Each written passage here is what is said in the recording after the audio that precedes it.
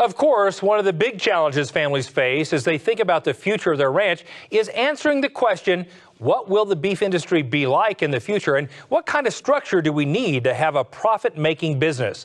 We get some insight on that topic as Brian Baxter reports. No doubt beef cattle prices are strong today, but what are the business challenges and opportunities as the beef industry looks ahead to 2025? Dr. Bill Meese provided some insight at the International Livestock Congress in Denver. What I saw is that in the cow-calf area, we would expand, in the short run at least, in the next couple of years, because economics are there. Everything's kind of lined up for more cows than what we had before. There are some things that will retard that. There are some things that will prevent it from being a runaway, like the availability of land and the cost of land and government regulation and so on. All of those things, and the age of the ranchers who are running operations today, all of that will tend to hold it in check. But I forecast that by 2025 we would have about the same number of cows that we had today. And that may not be treated as good news until you consider that we've been going down in cow numbers since 1976. And if we can stabilize them and hold them steady for the next 10 or 11 years, that's a giant win for the cattle industry. Dr. Meese says high prices at the retail level could ultimately reduce consumer demand for beef. He also says the U.S. packing industry has been closing plants, slowly bringing capacity in line with the supply of cattle. While the economics for cow-calf producers do look strong over the next several years, he says expansion is not a given for all producers. The age of cattlemen and farmers, and people in agriculture in general, has always concerned me. If you look at Midwestern farmers, we're looking at a 59 to 60 year average age.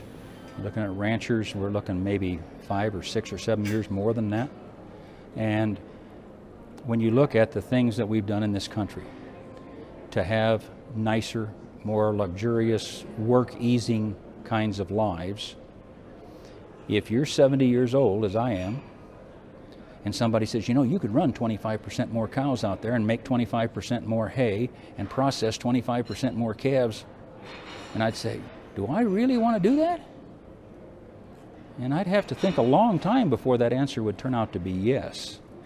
And so I think that's another one of those issues that while the economic signals may be there, it'll be an individual decision on people's part, but it will slow that down. It won't be an automatic yes that I would try to do that. People will think their way through whether they really want to work that much harder than they're currently working today. And for younger people working to get started in the cattle business, Dr. Meese says the barriers to entry now and in the future will require some creative business structures. What I have spent a lot of time teaching students at Texas A&M is that if you're going to get started in ranching or in the stocker cattle business, you need to familiarize yourself with the concept of leasing, and you will lease until you're old enough to own, because that's your only real entree into this business. In order to get the loans that you're going to need, you're going to have to tie up some grass and be able to show a banker that I've got this much country and I can put this many cattle on it and manage them in this way. And then someday you'll go into him and say, well, I bought some property and now I want to finance that with you as well. That's the way the young people will have to deal with this business. The price of land today is just beyond reason for a young person starting out. Dr. Meese also believes that while the U.S. will remain a strong beef exporter in the years ahead, producers will also be competing with a rising tide of beef imports into the U.S. market leading up to 2025. I'm Brian Baxter reporting for NCBA's Cattlemen to Cattlemen.